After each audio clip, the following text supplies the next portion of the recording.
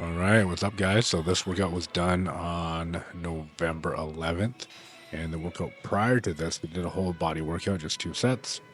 And this workout, we're doing basically the same thing, just 2 working sets, keeping the reps at about 9 reps per set. One of the movements I did 2 sets of 20 for leg presses, and because I like to use a variety of reps for hypertrophy, so I like to keep them a bit higher, kind of in the basically anywhere from 5 to 20 reps, I think is ideal.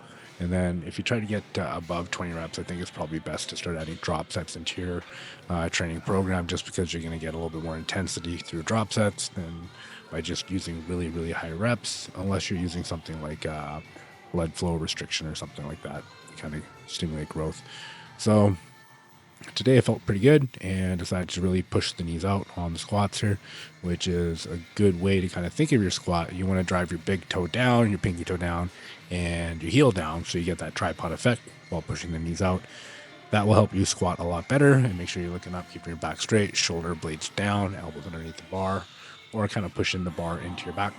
So we did 2 sets of 9 here with the 275, and it felt really good. And it's been a while since I've really tried to put a lot of weight on the bar while I'm squatting, just because I end up getting a lot of hip pain.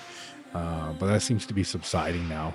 Just got to be active, guys. That's the biggest thing.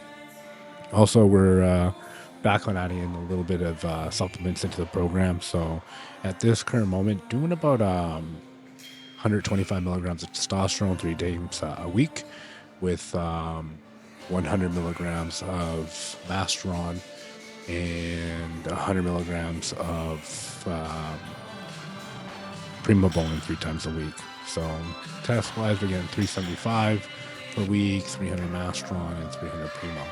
I don't like to keep my test too high. I find that I grow pretty well off of low dosages, and everyone's a little bit different. So that's just how we're running it here at this point now. And then maybe we'll titrate the dosage up a little bit along the way, depending on how things are going. But right now, things are pretty good, and we basically started this now. So yeah, first shot today, and then going to gradually add a little bit more throughout the week to kind of keep levels stable.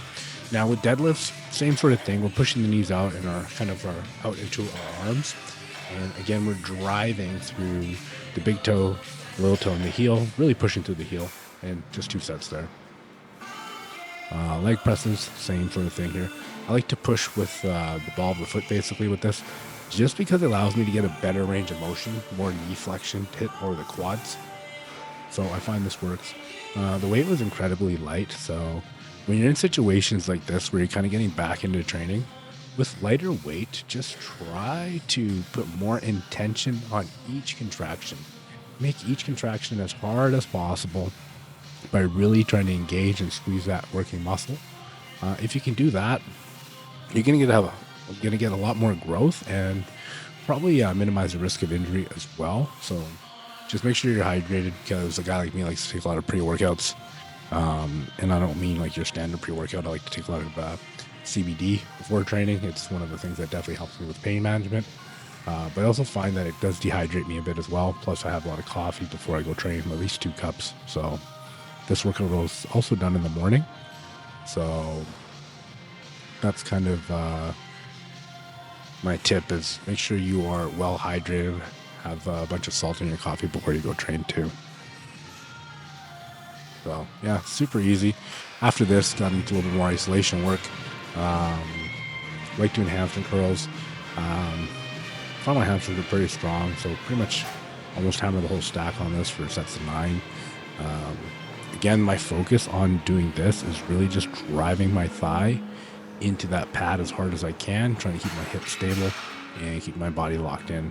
And I'm just hammering these reps out because the hamstring is a very explosive muscle, so I want to contract it hard.